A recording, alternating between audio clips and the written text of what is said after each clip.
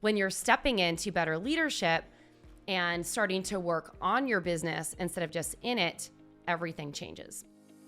Welcome to Thrive by Design, the podcast for ambitious, independent jewelry brands looking to profit from their products. Get ready to make more and sell more doing what you love without spending every single waking minute doing it. Hey, and if you're a creative, fashion, or product-based business, I want to welcome you to the show. I'll be dropping big tips on launching, growing, and scaling your business so you can spend more of your precious time using your creativity to make money. You ready? All right, let's do this. Welcome to the Thrive by Design podcast, episode 405. Hey there, it's Tracy Matthews, Chief Visionary Officer of Flourish and Thrive Academy and the host of the show today. And I'm excited to talk about something that I think a lot of people are curious about. It's like, what got you to one place in your business? How do you adapt that strategy to get you to another place? And so the easiest way to measure this is with sales growth. So I want to tell you a little backstory and behind the scenes, and I'm going to get real raw and vulnerable with you guys here. But before I do, what I want to say is that entrepreneurship and growing your business and taking leaps and bounds requires you to do a lot of introspective work. It also requires you to get the right support. And what I mean by that is that a lot of times we operate in a silo, we operate in a vacuum, and it becomes challenging for us to see outside of that little microcosm of our business to understand like what it's going to take to get to the next level. And so I'm telling you this because I was stuck, like really stuck for several years. You can listen to my episode about burnout from last fall. And I was really stuck. And my business basically was oscillating in the same place. And it was down from our best year ever for about 3 years. And it wasn't until I completely restructured my team and my strategy and got outside help and leveled up my leadership did I break free from basically the insanity or the same mistakes that I'd been making over and over again.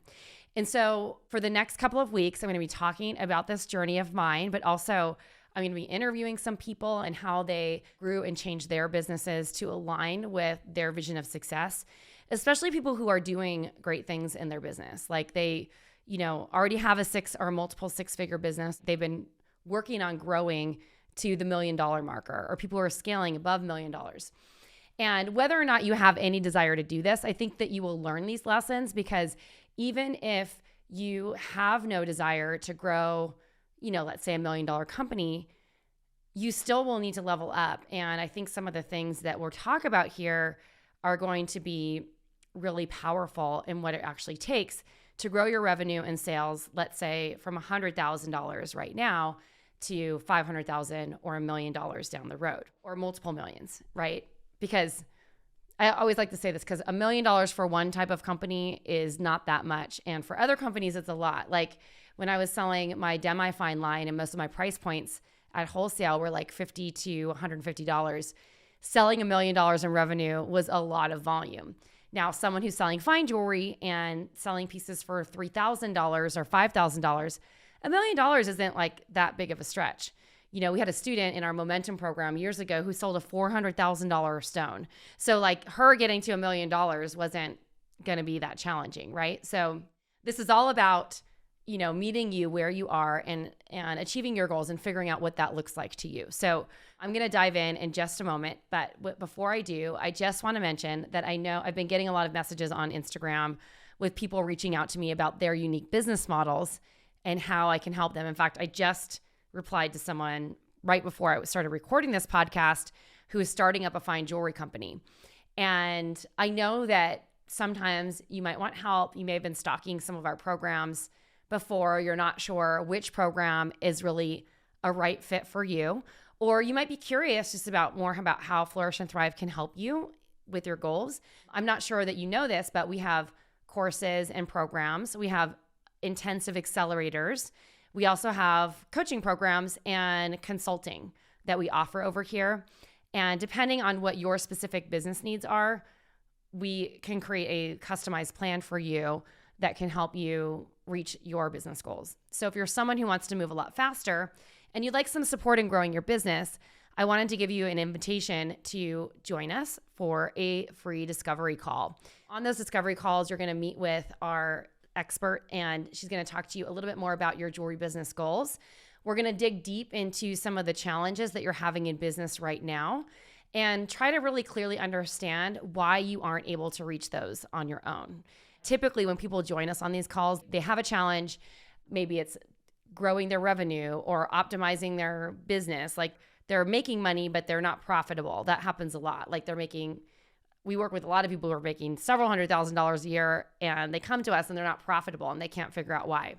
Or there might be other challenges that you're having. Maybe it's, finding and sourcing top talent for your team or other things. So whatever that might be, jump on a call with us and let's discuss your business. And if one of our programs or our coaching packages or something like that would be supportive to you, we'll let you know. We'll talk a little bit more about what that looks like.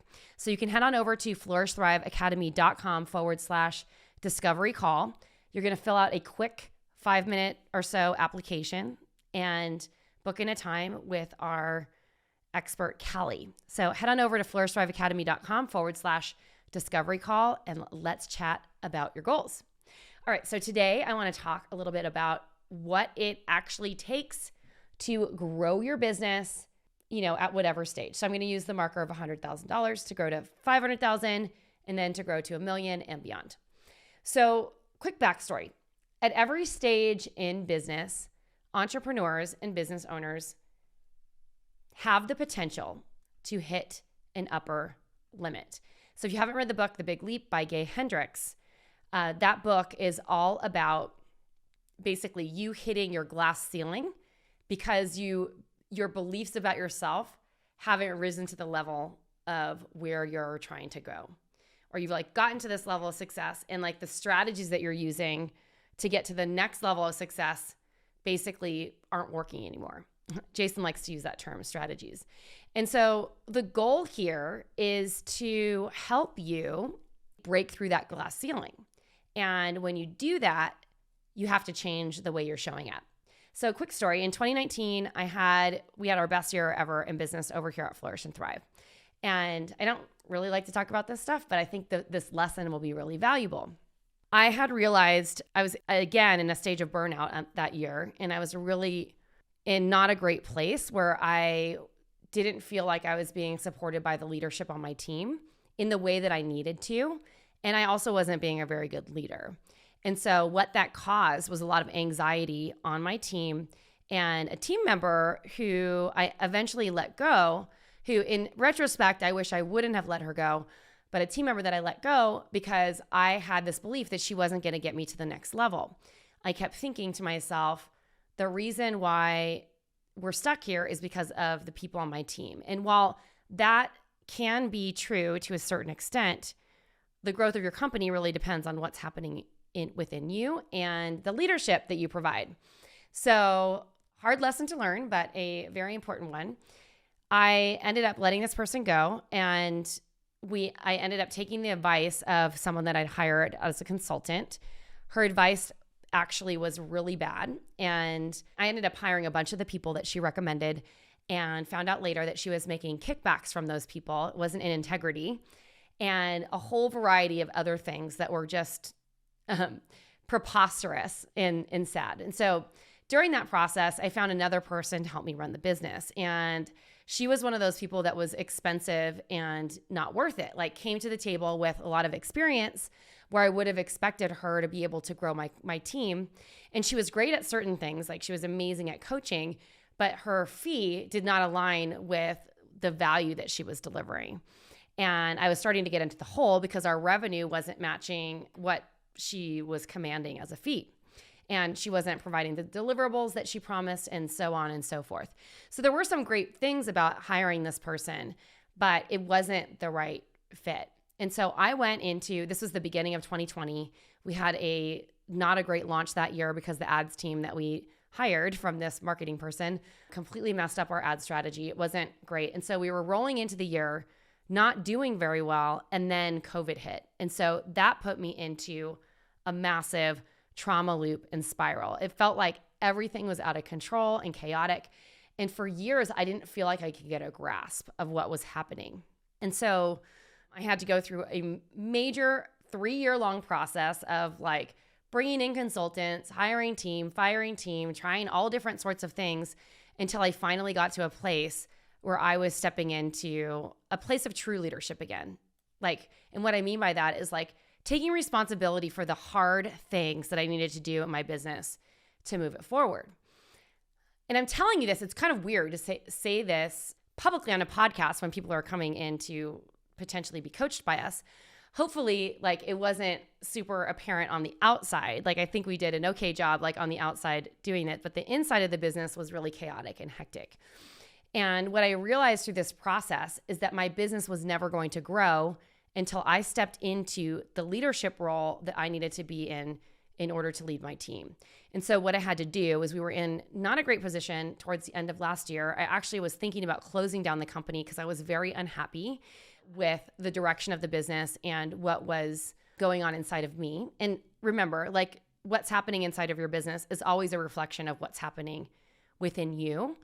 And so I played around with some different scenarios, like what would happen if I closed the business, or if I just let it burn to the ground? And then what would happen if I came in and just showed up differently? And I went through all the scenarios. I envisioned and went through all the feelings of how it would feel if the business actually failed, and got on the other side of that to decide that no, I didn't want it to crash and burn, that maybe closing it down would be an opportunity at some point, but it didn't feel right then and there. But I did need to make some changes and step into a leadership role. So with the support of my partner, Jason, we took a look at our numbers and our books and cut like half of our team. And it was hard, and it did not necessarily go that great. One team member left in a huff, was very angry. He was not doing his job, and we called him out on it. And he basically left without completing his duties and handing things over, which left the company in an even worse position. And then on top of that, was demanding bonus pay. And we started laughing because we're like, you didn't actually do your job, so no, you're not getting bonus pay. Where in the past, I would have gotten to this place of feeling guilty, so wanting to pay it. And then we had to let several other team members go and restructure and hire some new people to take on basically one person taking on multiple roles.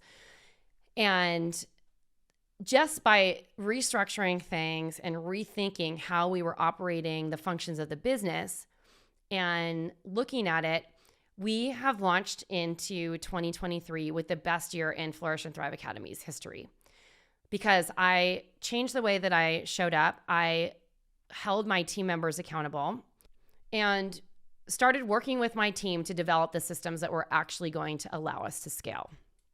So there have been hiccups, I'm not going to lie. We actually just launched our TYC program, and we had a little hiccup with our ad spend, and we didn't spend enough money on the front end, but we rallied again together as a team to hit our goal of student enrollments for that and our baseline goal, which was literally incredible. And what I will tell you is that when you can build a team that really is aligned with your vision, meaning they believe in what you're trying to do, they're there for it, they understand why the goals of the company are important. It's not just about making money, it's about creating impact and about having the marketing dollars to be able to invest in reaching more lives.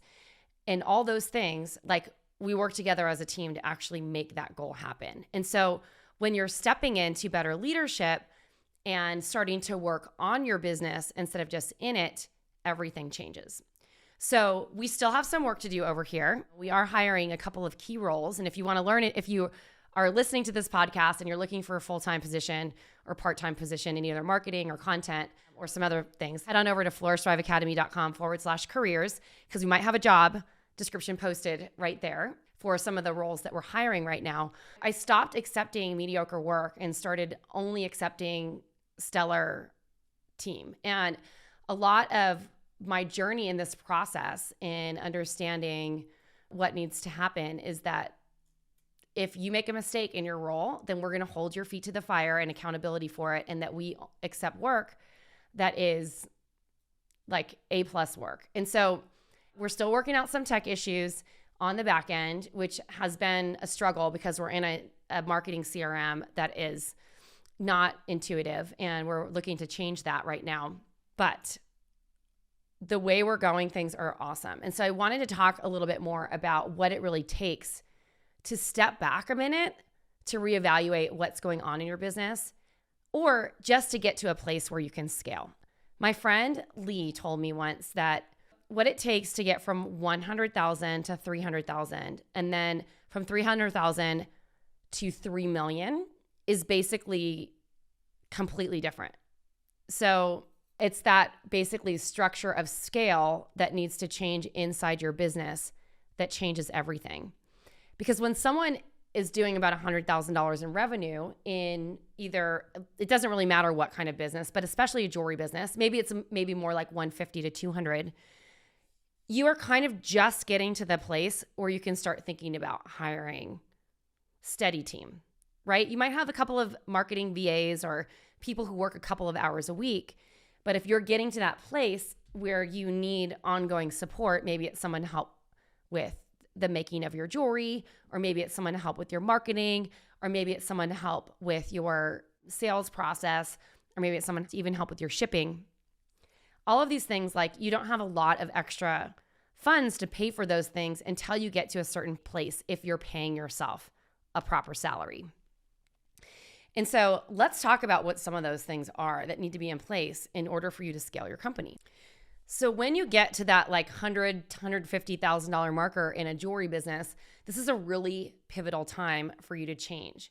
You know, you're a six-figure business owner. Your goal is now to improve your profitability and consider getting support to grow to multiple six figures. And if you want to grow to multiple six figures, you need to start delegating your busy work. And it's time to focus on the strategic areas of your business that are actually going to move the needle. So some of the milestones when you're in this phase, like let's say you're at about 100,000, you want to jump to maybe 250 in revenue. Some of the things that you need to be thinking about are documenting your systems and SOPs, or your ways of doing things. The reason why this is important is that when you document your way of doing things or your process, and there's a lot of ways to document them quickly right now. You can even use ChatGPT and video content to record what you're doing and write out the system, have it transcribed and all those things. So it doesn't have to take a long time. But this is so important because once you have your way of doing things documented, then you can start delegating tasks. And you're going to start prioritizing the tasks that you want to get off your plate first. So these are typically lower leverage tasks that other people can come in to do at a lower rate. So let's say you hire a high school student to come in and maybe work minimum wage to package and ship your orders a couple times a week. Now that's a great thing to delegate when you're in like these early stages of hiring. Or maybe you hire a marketing VA who can come in and run your social media and comment on your social media and help you post your content so that you're staying consistent. Or eventually, maybe when you're in the couple of $100,000 ranges, maybe you're hiring someone to help you at your in-person shows or events that you're paying to run your booths or your tables. Or maybe it's that you're working with someone who is running the production in-house in your business or helping you make the jewelry. So all of these things need to be documented. And I call them lower leveraged. Sales isn't low leveraged, but so you want to definitely get a good person in that role, but you can pay them something like an hourly wage plus commission. But some of these other roles I say are lower leveraged because they aren't the things that you need to be doing in order to run your company. Yes, I know that many of you want to make the jewelry, but if you do want to grow your sales, you're probably going to have to think about how you can get support in making, because how many pieces can you physically make until you're tapped out to be able to continue growing your business? And the idea here is that you start working on the highest leverage use of your time. So that would be sales, marketing, and getting the work out there. So there's a difference between marketing strategy versus marketing activities that are going to just more like busy work. So we're thinking through those things and helping to keep you focused and moving forward. Now, some of the other things that you might want to be doing are outsourcing professional services. So if you've been doing like bookkeeping on your own or your own accounting, unless that's your skill set and you have like a nerdy accounting brain, which is awesome if you do. I'm not insulting anyone. It's always mesmerizing to me because it is like putting pins and needles in my eyeballs for me to do that. Like outsourcing, bookkeeping, accounting, things like that are very detail oriented that you can hire a professional services to do. This is a great time and marker to do those things. So Other couple things that you want to be doing in this phase is to track your sales and marketing numbers and review them every week, and then track them based on your goals. So you want to make sure that you're business planning and that you're creating targets for you to reach on, and that you have quarterly goals that you're moving towards. And the most important thing is that you create some sort of strategic growth plan so that you're here every quarter, you have some KPIs and milestones that you're trying to hit, and that the lower leverage tasks are delegated to someone who does not need to be you. That might be an office manager, etc. Like I kind of went through some of the different types of things: office manager, shipping person, marketing VA, etc. So at the next step, like let's say you're kind of you've already gotten to a couple $100,000 and you're trying to grow to, let's say, $500,000 a year. You probably already have some members on your team who are supporting you, even if it's just very part-time, maybe even full-time people or a full-time person, maybe someone running your operation. At this phase, it's really important to understand that, yes, you're in a great cadence of sales. You have some money ready and available to invest in your growth. And you can probably even take home a little bit bigger salary, assuming that your profit margins are strong and you're keeping your expenses down. So you want to get to a place where you have a proven track record of great products and customers that love you, or you're already in that spot.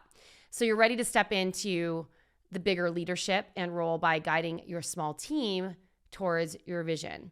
So what is really necessary here is to have a crystal clear vision of where the business is going, and you're sharing why this is important and your why with your team, the people working with you. At this point, you might want to consider hiring some sort of office manager, an operations lead, integrator, like they're all great names. This might still be a part-time position or a little bit more than part-time, or even a full-time position. And this person would be wearing a lot of hats. This is the person who you delegate a lot of this stuff down to. You work on the higher leverage. They might be, doing shipping at one moment, wrapping orders. They might be doing the project management. They might be doing a couple of different things in the role at this stage, but they're basically running the front end office. And then another important thing to be doing at this stage is to make sure that you have a grasp of your numbers and that you're evaluating your numbers on a weekly, monthly, and year-to-date basis to evaluate whether or not you're on track. And then you're spending at least one day a month on strategic growth. So you're blocking out time in your calendar to think about where your business is going. I like to call these creative days. I have them once a week. Sometimes I'm filling them up with creating content. Today is a Wednesday, which is my creative day, and I'm recording podcasts. So it's important to have that space and time, though, to think, because I worked on our whole marketing plan and calendar for the coming weeks.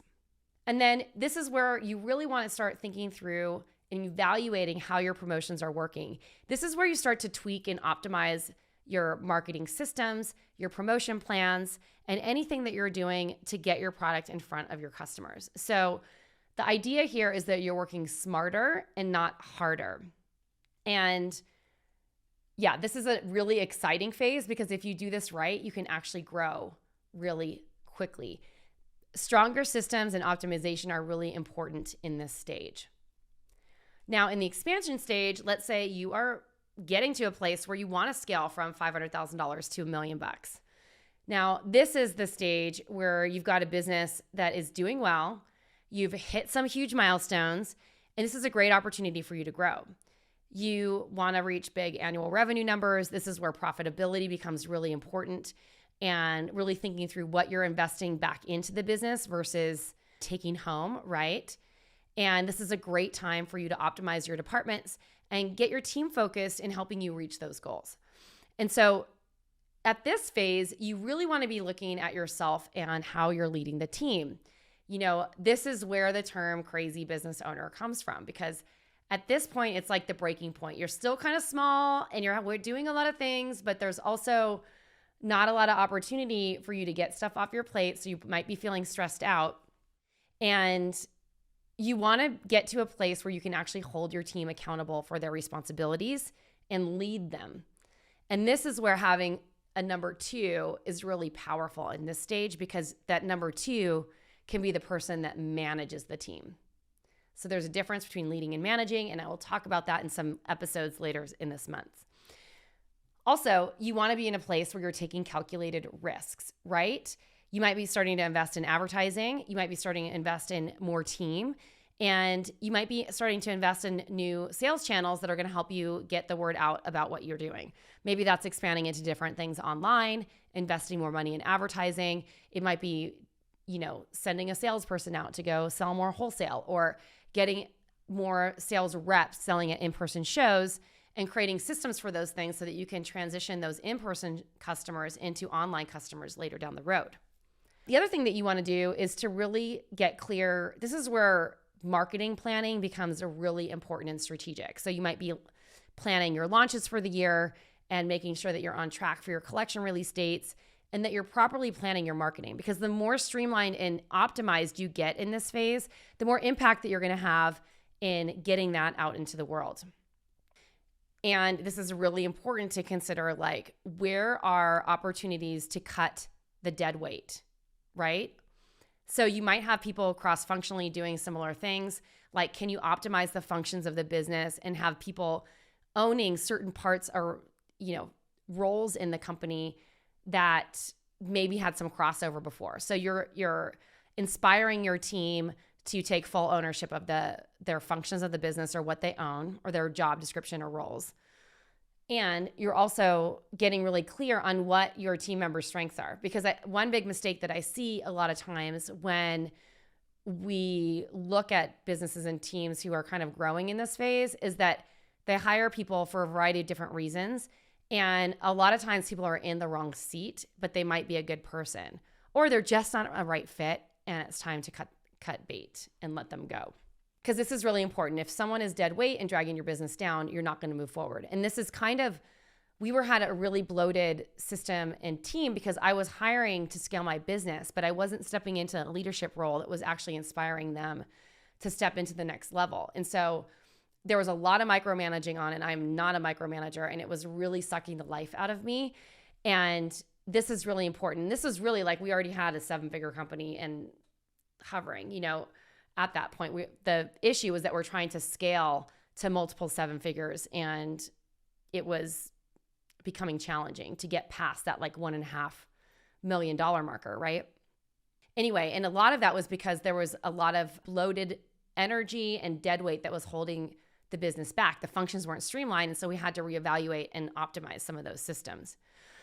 And another important thing to do here is to make sure that you get into a regular meeting cadence, that people understand what their roles and responsibilities are, that you have goals and plans for growth, and that you're solving issues in real time as they come up. So in real time and on meetings. So here is where meetings start to become really, really important to get you to that next step. Now, once you've crossed the $1 million marker and you're in that scale stage, this is where things start to get fun. Because what happens here to get you to $3 million in revenue is quite different than what you did to get from $100,000 to the $1 million marker. So even though I kind of like talked about this episode getting to $1 million, this is where a strong operations manager, integrator, or something along those lines is going to change your life. At this point in your business, you need to be focused primarily on business development and growing your company and coming up with strategies for growth. And if you're someone who wants to be in the weeds all day, your business probably isn't going to grow that efficiently.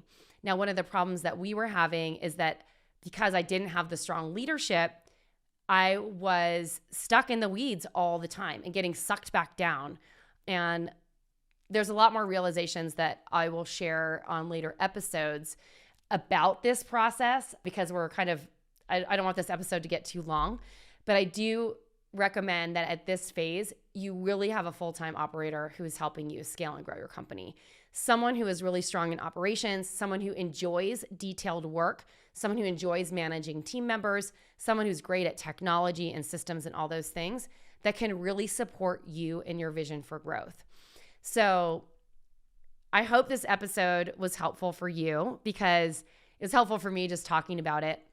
What I will say is that I'm really excited because this is a really expansive year for Flourish and Thrive Academy. We're having our best year in ever. I was going to say in 4 years, but it's actually our best year ever. And I'm hoping that I'm going to reach that goal of serving 1,000 new members this year in our programs and coaching and services. So with that being said, I would love to offer you an invitation to get support from me and my team of coaches. We have coaches that run the gamut from helping you with your marketing and scaling, business operations and hiring.